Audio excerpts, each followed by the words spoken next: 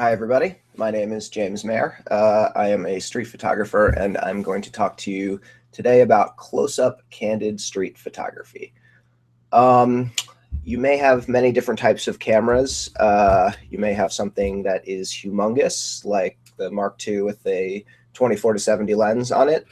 Or you may have a smaller camera, such as the Fuji X100, which is one of my favorite things in the whole world. Um, there are a lot of tips no matter what camera you use, and we're going to look at some photographs and talk about how they were done, talk about how to do it without getting yourself in trouble, figuring out a way to shoot that is comfortable for you, because it can be a very difficult thing to do. The first thing that I really recommend, we're going to start just real quick talking about equipment, because I've done it for a long time with a big SLR, and I know a lot of you have the big SLRs. Not everyone has a mirrorless camera or a micro four thirds camera. It's difficult. This is a heavy camera. People notice it. You're in the middle of the street. You can't. You can, but just throwing this thing in your face 2 feet from somebody is kind of like assault. It can be difficult to do. I've shot a lot with this camera doing street photography, and my favorite way to do it is to just pick a spot. I go to a place where there's a lot of stuff going on. I have a few favorite corners that I go back to a lot, and I pick a corner and I wait there, and I let everything come to me. And this works particularly well with a big, heavy camera. That way they're entering your personal space. It's a little bit less creepy. They're kind of coming. You're a little bit faster. If you're not moving around, you're able to just stand there and kind of watch everything happen. I do, however, recommend, if you have a big zoom lens, I really recommend getting a prime lens. You can do this with any type of camera. My personal favorite for the Mark II is the 28 millimeter lens. This is the f 1.8. 35 millimeter lens is fantastic. You don't have to get the f 1.4. You can do you can do the f like 2.8. It's not that expensive. A lot of people love the 50 millimeters. You can get a great 50 millimeter for $150 to $250. It can be a fantastic investment if you want to get involved in street photography. And then there's this camera, Fuji X100. When you get to cameras this small, you can really get away with a lot more than you can with an SLR. You can get closer. People notice it a little bit less. This one's even silent. Whereas I have a lot of trouble shooting on the subway with this, I can shoot with this much easier. So equipment does do a lot. It's not, you can shoot street photography with any camera, but you may want to consider, if you want to do this and practice it and get really good at it, you may want to consider investing in something that will enable you to shoot in different situations a little bit easier.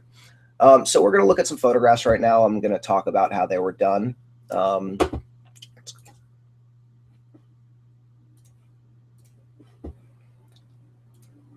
So here we are in Lightroom. This is one of my personal favorite photographs.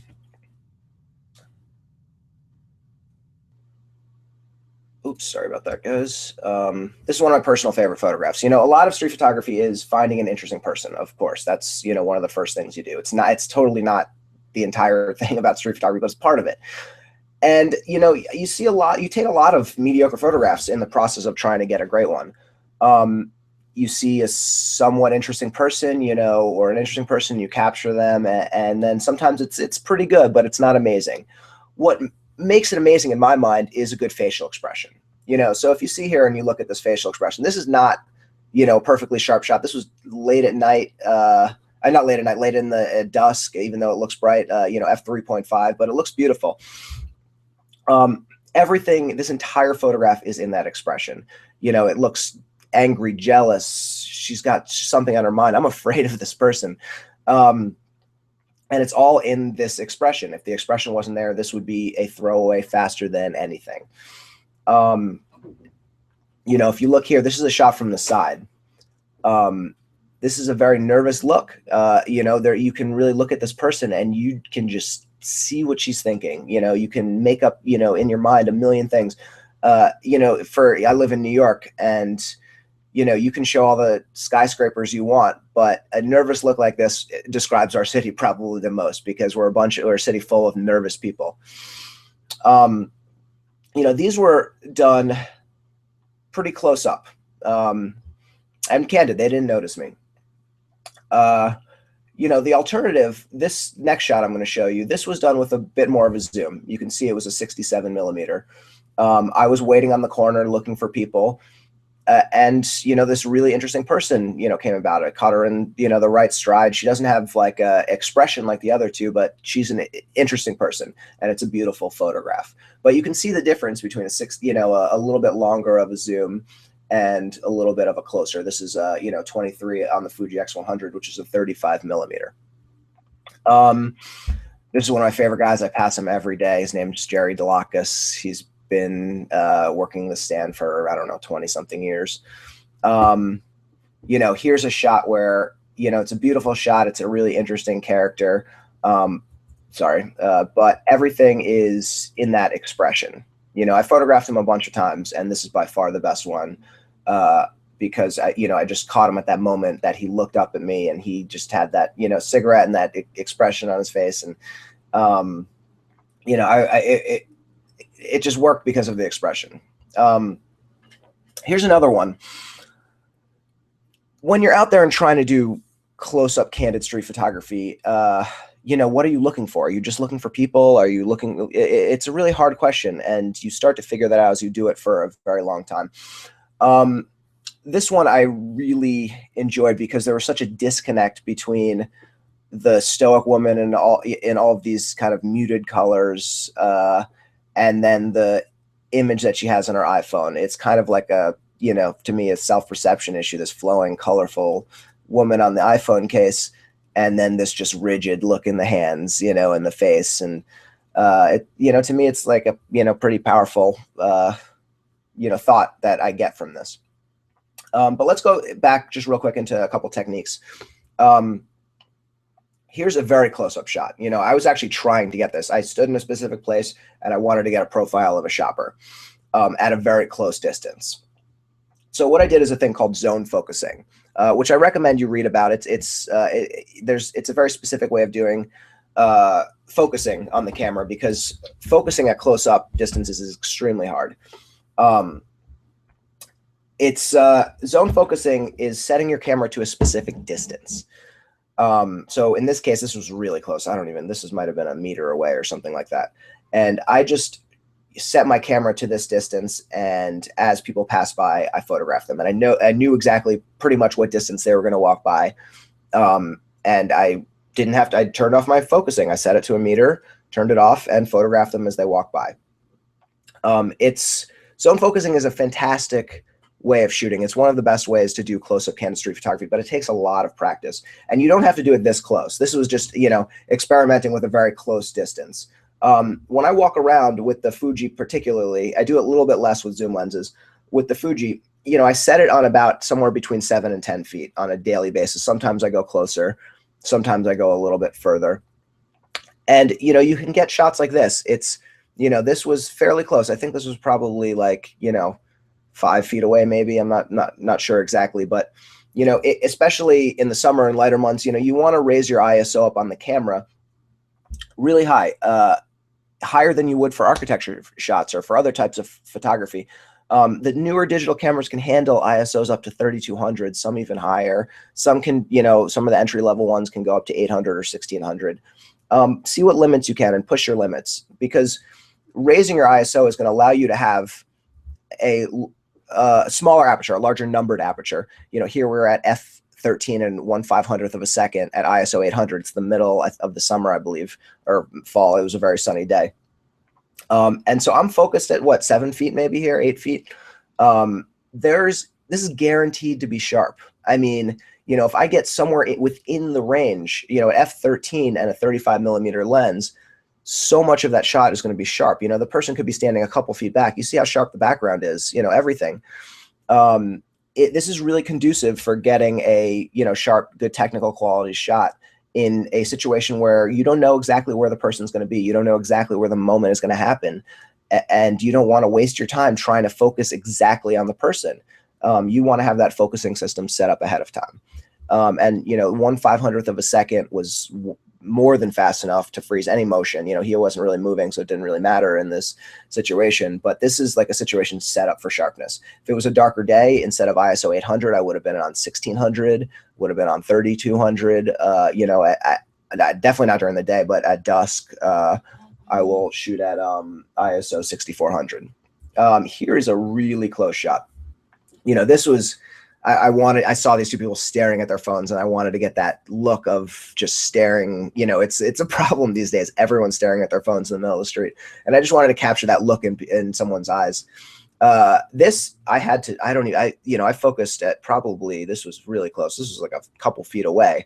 And I had to guess because it happened so quickly. I was set at like 7 feet away, probably 8 feet. And then I came upon, upon this, and I really had to just, without looking, because I didn't want to make her too uncomfortable. I moved the focusing wheel on the Fuji X100 to a couple feet away. After a while, you get really good at knowing, like, if I move it this amount, it's going to focus at 5 feet. If I move it this amount, it'll go down to 2 feet. And you're going to miss some shots, especially at first. You're going to miss a lot, but eventually, once you get really good at it, you're going to be able to focus in so many difficult situations so well. It's zone focusing is something I really suggest you practice and get good at. Here's another situation where, the guy noticed me. I mean, he's looking at me. I don't think he knew I was taking his photograph. I was waiting in place, for someone that I thought was interesting. This guy seems just like a normal, everyday New Yorker. He's just a character. I really like the way he looks. And I saw him coming from a distance. And so I set up the camera like I was photographing the background. He just thinks I'm a tourist, photographing the background. And, as he walks by, I capture him. And the big key here is I took the photo and I kept the camera at my eye. I didn't move it away like I just took a shot. I kept it right at my eye as if I was waiting for him to get out of the way so I could photograph the background. And that way it just keeps it comfortable. He moves on, didn't even think anything of it, even though he noticed me. So, here are a couple other shots. I do a lot of I live near a nightlife area of the city that's really crazy. And so I go out and I photograph some night shots, and I like getting close up, but also sometimes I don't like getting entire people. I like getting details. These photographs, you can really look at them and, you can see all the little details, the high heels, the colors in the shoes and the dresses, the stances, it makes it a little bit more abstract. It makes it feel like this is all art, but it makes it feel like just this kind of beautiful, abstract, but real piece of art. Here's another one, black and white. You can think of this stuff as if you were framing a landscape painting. If it's this is a shoplifter, I believe, or someone that them thinking he was a shoplifter. And I wanted to get all of the different people in there. And you can see how on the edge, I got the guy on the right and I got the guy on the left, and both their kind of expressions, and they're framing the photograph, and there's kind of like a background of the guy and a foreground. This is, shot with some compositional principles that you might use in a landscape. And it's from close up. You can see, as instead of zooming, you can see there's a depth to it. Here's another photograph that I got by standing in one place. When you get people closer to you with a wide angle lens, they show up as a little bit more prominent in the scene. They show up as larger compared to the background. And this is really conducive for showing expressions in people's eyes or expressions in people's faces. And that's one reason why I really like to shoot this way. You can see the expressions in both the faces and the different type of people. And, it's an interesting photo. It makes you think. The expressions are what make this photograph. Here's another one. This is an old photograph that I love. It's not sharp. It was taken kind of at dusk at f4. I was actually walking home. I was a block from home, and I wasn't even, normally I would have loved to have a much higher ISO here, maybe 1600 or 3200, but I was tired and I wasn't really expecting to take the shot until I saw this hairdresser with this, really beautiful expression on her face and the cigarette right in the hole. And, here's a shot where you can just look at all the details, and, it's close up, but you can see just, if you look throughout, you see these beautiful details all over the scene. We're trying to create poignant moments. We're trying to capture expressions. We're trying to capture all different types of things, but we're really trying to make it beautiful. And while you're aiming for sharpness in your shots, you're not you're not going to get that all the time, and it doesn't have to be perfectly sharp to be beautiful. This is a shot that's, it's got, it's got, it's focused in the right place, but it's late and it's a little bit blurry, and the blur actually looks beautiful. You don't always have to shoot people from the front. I know people say that, you have to always get people from the front. I like trying to get interesting photographs of people from behind, the guy with the headphones in the middle of, one of the, fashion corners of the city. I really love this photo. The hairy neck kind of makes it even more interesting here. The flowing hair, this is a beautiful shot with beautiful black and whites, really kind of, there's a great tones in here, but the flowing hair kind of really works. And you can try from different perspectives too, really look up, use the backgrounds, as a compositional element. You can capture an interesting photograph and an interesting face, and still get, the background in there, and you can figure out how you want to frame the background. Or you can look down. Gesture is really important. And when you get people close up, you have a much better chance at getting this amazing gesture. Here you can just see in the legs, this woman kind of standing on, one leg and kind of turning her body. And it really, even though it's just a picture of a leg and kind of interesting bag and kind of beautiful lines, it's that stance that really makes the photograph. Here's another photograph that I love that's taken from behind. It's 4 people, like with slight variations in their outfits that look exactly the same. I don't know, it just kind of says something about fashion to me. It seems really interesting, but it's from behind. Don't be afraid. I love taking pictures from the front. I prefer to take them from the front, but you can get interesting photographs from behind. Here's another one where I was just standing on my favorite street corner. I went out early and the light was just absolutely beautiful. The colors were absolutely beautiful. And I waited for long enough for someone to sit there, the right person to come in. And he just completed the scene. And because I was patient enough to wait for something to happen, I got an even better scene. I wasn't waiting for that long. It was, a busy place, and I waited for 10 to 15 minutes for this to happen, in the morning. I often don't go out shooting for entire days. I'll just leave from wherever I'm going half an hour early, and I'll just spend half an hour shooting, and I integrated it within my day. And it allows me to kind of take shots like this, and I don't get burnt out because I do it in little short spurts consistently. As if I was going to the gym or something like that. Here's a shot that I planned out. This was a moving loop with this guy looking, and it was catching people's attention as they were walking by, this naked guy. And I wanted to capture that, moment where someone was really engaged with that look. A shopper was engaged with that look. And it took me a while. This one was probably one of the longest I've waited for a photograph in kind of freezing cold New York. And it took me about maybe 40 minutes to get it. But this moment actually captures the moment where the guy's eyes and hers, hit together, and you can see that, quick moment between the two. Here's another one where, waiting on a corner helped a lot. I couldn't have taken this shot, really any other way. And the expression is what stands out here. This is a shot taken in a Starbucks. And this is a shot where, this is a 60 of a second f2 ISO 3200, and it's sharp and it's grainy and it's beautiful. But with a big DSLR, it's a little bit harder to take a shot like this. It's a little bit more uncomfortable. I recommend, if you're interested, in this type of photography, investing in a smaller camera. It doesn't have to be a Fuji X100. It can be a more affordable mirrorless camera. It can be an iPhone. The new iPhone 6 is incredible. You can do so much street photography, particularly indoors, with the iPhone. And so if you can't afford a smaller camera right now, you can easily start off with that, and you can practice with that, and you can get really, really good. Try shooting this type of photography indoors. There's a whole nother world in there, and you can just capture so much more than just on a street corner. Just 2 more photographs we're going to look at real quick. You don't have to capture entire people. I love this photograph. It's a detail shot of this, what to me looks like a really confident woman, confident in her skin. Every detail about her is in red. The detail of the flowers just match her hair, and, the look of her arm. And it's just, this kind of looks like a painting to me. It feels almost abstract because it's so close.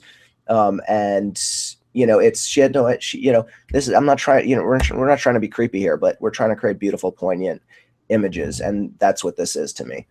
And a final shot. This is a shot where I just waited in the stream of light.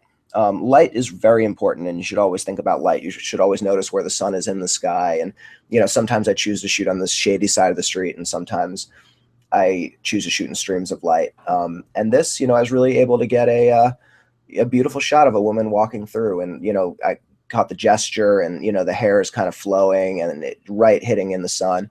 So, don't always focus on the light, focus on finding something that's interesting, but always be aware of where the light is, and sometimes seek it out. A lot of times seek it out, but it's an interesting thing to try to find interesting things that are happening, and also to try to find interesting light and to combine them all together.